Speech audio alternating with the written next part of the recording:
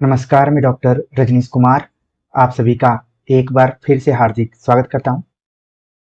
आज के video lecture में हम यूपी टीजीटी 2022 के फाइनल रिजल्ट और फाइनल कट ऑफ के ऊपर चर्चा करेंगे। जब हम आप सभी से बातचीत कर रहे हैं तो उम्मीद है कि आपने इस कट ऑफ पीडीएफ को कहीं न कहीं देख लिया होगा। लेकिन कट ऑफ पर क्यों बातचीत करना ज़रूरी है, ताकि आगे जो भी विद्यार्थी तैयारी कर रहे हैं या फिर इस परीक्षा में असफलता हासिल किए, और कई ऐसे विद्यार्थी हैं जो बॉर्डर पर जाकर असफल हो गए। जैसा कि आप पहले ही जान रहे थे कि 1.5 गुना रिजल्ट जारी किया गया था, लेकिन फाइनल रिजल्ट जो आया वो 1 गुना आया, यानी कि जितनी सीट थी उतना ही रिजल्ट आया। क्वेश्चन पेपर कुल 125 प्रश्नों का था। टोटल मार्क्स 500 के थे। प्रत्येक प्रश्न 4 अंकों का था। जब फाइनल कट ऑफ जारी हुई, यानी कि जो भी विद्यार्थी सिलेक्ट हुए और फाइनल रिजल्ट बाय नेम जारी भी हो चुका है, जिस पीडीएफ की हम बात करते हैं वो पीडीएफ के रूप में जारी भी हो गया है। लेकिन यहाँ पर आप देखेंगे कि कट ऑफ औसतन 121 क्वेश्चन जिनके सही थे उनका चयन हुआ। 484 नंबर जिन्होंने हासिल किया उनका चयन हुआ। और ये नंबर आप देखेंगे कि अलग अलग कैटेगरी के हिसाब से है। अगर हम केवल हिंदी विषय की बात करें तो यूआर कैटेगरी में आप देख रहे हैं कि जिनके 121 क्वेश्चन सही थे, यानी 484 नंबर थे, उनका सिलेक्शन हुआ। इसी तरीके से ईडब्ल्यूएस में भी 484 यानी 121 क्वेश्चन जिनके सही थे। ओबीसी में भी 484 यानी 121 क्वेश्चन जिनके सही थे। इन तीनों कैटेगरीज की जो फाइनल कट ऑफ गई और वो 484 नंबर है।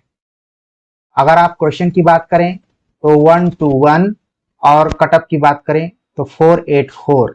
इसको संयोग कर सकते हैं या फिर और कुछ नाम आपके दिमाग में आ रहा हो तो उसको भी आप ले सकते हैं। एससी जिन्होंने 119 क्वेश्चन सही किया था, यानी 476, उनका चयन हुआ। इसी तरीके से एक्स आर्मी पर्सनल जो थे उनके 106 क्वेश्चन सही थे, उनका चयन हो गया। और आप देख रहे हैं फिजिकल हैंडीकैप में भी 120 क्वेश्चन जिनके सही थे उनका चयन हुआ। तो ये कट ऑफ जो थी गर्ल्स कैटेगरी में थी। गर्ल्स कैटेगरी में अगर हम देखें मोटे तौर पर तो सामान्य वर्ग में, जिसको कि अनरिजर्व्ड हम कर सकते हैं, 121 क्वेश्चन। ईडब्ल्यूएस में भी 121 क्वेश्चन। ओबीसी में भी 121 क्वेश्चन गया हुआ है, जबकि एससी में 119 क्वेश्चन पर चयन हुआ है। अगर हम बॉयज के हिसाब से बात करें तो बॉयज में भी गर्ल्स के मुकाबले कोई ज्यादा अंतर नहीं दिख रहा है। हिंदी विषय में यूआर कैटेगरी में 121 क्वेश्चन जिनके सही है, यानी 484 नंबर। ये 484 नंबर 500 में है। इसमें इंटरव्यू इत्यादि नहीं था, केवल लिखित एग्जाम के आधार पर ही चयन हुआ।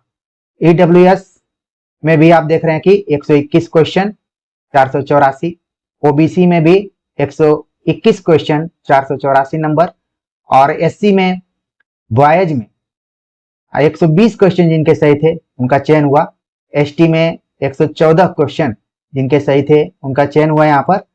और एक्स आर्मी में 82 क्वेश्चन बॉयज में जिनके सही थे उनका चयन हुआ।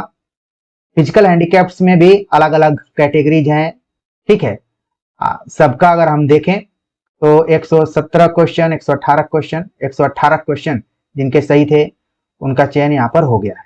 और स्वतंत्रता सेनानी के अंतर्गत जिनका था उनका 116 क्वेश्चन सही हुआ तो चयन हो गया है। मोटे तौर पर अगर हम दोनों कैटेगरीज को एक जगह डिवाइड करें तो यूआर 121, गर्ल्स बॉयज दोनों में। ईडब्ल्यूएस 121 क्वेश्चन की बात यहाँ पर हो रही है। ओबीसी, ठीक है। तो आप देख रहे हैं कि 125 क्वेश्चन में 121 क्वेश्चन विद्यार्थियों ने सही किया हुआ था। और फाइनल रिजल्ट आ गए यहाँ पर। अब सवाल उठता है कि क्या आने वाली परीक्षाओं में भी कट ऑफ इतनी ही हाई रहने वाली है? तो एक चीज तो आपको ध्यान में रखना पड़ेगा कि अगर आवश्यकता से अधिक सरल क्वेश्चन आ जाते हैं, उसमें से मुश्किल से 2 से 3 क्वेश्चन ट्रिकी हो सकते हैं, या फिर थोड़ा सा वक्त लेके आप करें तो पूरा भी कर सकते हैं। ऐसे समय में जो विद्यार्थी एक क्वेश्चन से दूर रह गए, 2 क्वेश्चन से दूर रह गए, ऐसे विद्यार्थियों को जरूरत है, या फिर अन्य जो विद्यार्थी तैयारी कर रहे हैं उनको भी ध्यान में रखने की जरूरत है कि OMR रंगने में, या फिर जो PYQ पर आधारित क्वेश्चंस हैं या जिनको आप सही कर सकते थे जल्दीबाजी में, उनको हल करने में अब सावधानी रखना पड़ेगा। अब दुनिया 125 क्वेश्चन में 121 कर रही है, तब सेफ वहां पर अपने को महसूस कर रही है, अगर हम सिस्टम के हिसाब से बात करें। और जब से 1.5 गुना रिजल्ट आया हुआ था, तमाम जगहों पर इस पे सवाल भी उठ रहा था कि इतनी हाई मेरिट कैसे जा सकती है, लेकिन तमाम चीज़ों के बावजूद भी रिजल्ट जारी हो गया। और यहाँ पर आप फाइनल कट ऑफ भी देख सकते हैं। तमाम विद्यार्थी या जो भी परीक्षार्थी थे, उनका कहना था कि कट ऑफ शुरुआत में ही क्यों नहीं बता दी जा रही है कि कितने नंबर पर हुआ। देखिए यहाँ पर रिजल्ट के साथ कट ऑफ को जारी कर दिया गया है। तो अब तैयारी के दृष्टिकोण से कंपटीशन बहुत हाई लेवल का है।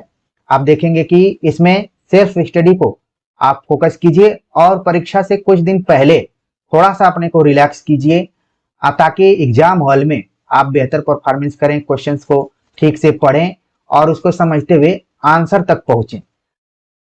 इसी आधार पर हम ये नहीं कह सकते हैं कि आगे आने वाली परीक्षाओं में कट ऑफ इतनी हाई रहेगी। ये पेपर के ऊपर निर्भर कर सकता है कि पेपर किस लेवल का रहा है। हम उम्मीद यही करते हैं कि जिस हिसाब से TGT 2022 का क्वेश्चन पेपर था, थोड़ा सा पेपर बनाने वाले पेपर का लेवल उठाएंगे, जिससे कि महीनों से जो विद्यार्थी तैयारी कर रहे हैं, हम ये नहीं कहेंगे कि जिन विद्यार्थियों का चयन हुआ है वो 1-2 दिन ही पढ़कर चयनित हो गए हैं। उन्होंने भी काफी मेहनत किया होगा और समय आएगा तो आपको पता भी चलेगा कि कौन विद्यार्थी कहाँ कहाँ से पढ़ लिख रहा था। लेकिन हम उम्मीद करते हैं कि तमाम ऐसे विद्यार्थी हैं जो खुले मन से कर सकते हैं कि यहाँ से भी उनको फायदा मिला था, लाभ मिला था। बाकी अब जो विद्यार्थी इस PDF में नहीं आ पाए, वो फिर से कुछ दिनों तक थोड़ा सा आराम करने के बाद एक बार फिर से अपने को पढ़ाई के तरफ लाने का प्रयास करें। और एक चीज आप देखेंगे कि जितने भी विद्यार्थी सफल हुए हैं, कोई ऐसा नहीं है कि बहुत जल्दी उसको सफलता मिली। उसमें से कई ऐसे विद्यार्थी होंगे जो वर्षों से असफल होते रहे होंगे। अभी आप सफलताओं की जब सीरीज पढ़ेंगे या फिर कहीं देखेंगे तो पता चलेगा कि कोई 10 साल से तैयारी कर रहा था, कोई 5 साल से तैयारी कर रहा था, कोई इसके पहले 1 क्वेश्चन 2 क्वेश्चन से उसका नहीं हुआ था। ऐसे विद्यार्थियों का भी हुआ होगा। तो आपको भी हार नहीं मानना है। तमाम विद्यार्थियों ने तो बताया कि मेरा चयन हो गया, कुछ विद्यार्थियों ने कहा कि कुछ विद्यार्थियों का मैंने देखा कि 1 क्वेश्चन से नहीं हुआ है। तो ऐसे 0.5 जो गुने लोग हैं, इसी कैटेगरी में होंगे जिनका 1 या 2 क्वेश्चन से नहीं हुआ होगा। तो ये मानकर चलिए कि आने वाली जो वैकेंसी है उनके लिए है, वो अपने को मानसिक रूप से मजबूत बना के रखें। जाहिर सी बात है कि असफलता का दर्द दर्दनाक होता है, उसको वही व्यक्ति समझ सकता है जो कि अपने जीवन में असफल हुआ हो। बाकी सफल जो कभी असफलता देखा ही नहीं है, उसके बारे में हम क्या कह सकते हैं। बस हम एक शिक्षक के तौर पर यही कह सकते हैं कि आने वाले समय में जो विद्यार्थी बॉर्डर पे रह चुके हैं या फिर कम से कम 115-110 क्वेश्चन तक सही किए थे, अब वो थोड़ा सा और मेहनत करें। और जो भी गलतियां उन्होंने की होंगी, सबका तो चयन हो नहीं पाएगा, लेकिन फिर भी दरवाजे उनके लिए खुले हुए हैं। वही लोग फाइट में रहेंगे जो कुछ अंकों से दूर रह गए, कुछ कदम दूर रह गए हैं। तो प्रिय विद्यार्थियों, अपने को मानसिक रूप से थोड़ा सा आप लोगों को मजबूत करना पड़ेगा। बाकी हम समयानुसार फिर से TGT, PGT, असिस्टेंट प्रोफेसर जो भी परीक्षाएं खासतौर से उत्तर प्रदेश शिक्षक भर्ती पर आधारित हैं, उन पर तो चर्चा करते रहेंगे। बाकी जितने बच्चे सेलेक्ट हुए हैं सबको हार्दिक बधाई, और जो बच्चे सेलेक्ट नहीं हो पाए उनको हम यही कहेंगे कि उनका भी समय आएगा और आज भले उनके लिए गम का दिन होगा, लेकिन आने वाले समय में वो भी प्रसन्नचित्त होंगे और अपने आसपास के लोगों के लिए एक आदर्श पेश करेंगे कि हाँ, अगर कुछ करना है तो उसके लिए जीना पड़ेगा, उसके लिए थोड़ा सा लड़ना पड़ेगा, तब आप उस दिन को देख पाएंगे। तो उम्मीद है कि हमारी बातों को आप सभी समझ पा रहे होंगे और एक शिक्षक के नाते सफलता वो बीच की कड़ी होता है, दोनों तरफ उसके पलड़े झुके रहते हैं। समझ में नहीं आता है कि हम खुशी मनाएं या फिर जो विद्यार्थी असफल हुए उनके तरफ रहें, लेकिन ये समय का चक्र है। अगर आप मेहनत करते रहेंगे तो वो चक्र जरूर आएगा जब आप भी सफलता की कहानी को लिख सकते हैं। तो प्रिय विद्यार्थियों, ये कट ऑफ रही और कोई जरूरी नहीं है कि आने वाले एग्जाम में भी कट ऑफ इतना ही रहेगी। हाँ, लेकिन ये एक तरीके से खतरे की घंटी के रूप में कहा जा सकता है कि भाई अगर आसान क्वेश्चन आएंगे तो फिर कंपटीशन बहुत हाई लेवल का है। आज सभी लोग अपने दिमाग में चीजों को बैठा कर रखे हुए, खासतौर से ये एमसीक्यू पैटर्न पर। लिखित परीक्षाओं में थोड़ा बहुत अंतर हो जाता है, जो लिखने में माहिर होता है वो लीड कर जाता है, बाकी इस तरीके के एग्जाम में तो बहुत ही मुकाबला टफ है। तो आप लोग इस चैनल से बने रहिए, आगे हम आप सभी की परीक्षाओं के दृष्टिकोण से कुछ नई ऊर्जा के साथ आप सभी के साथ जुड़ेंगे। तब तक के लिए नमस्कार।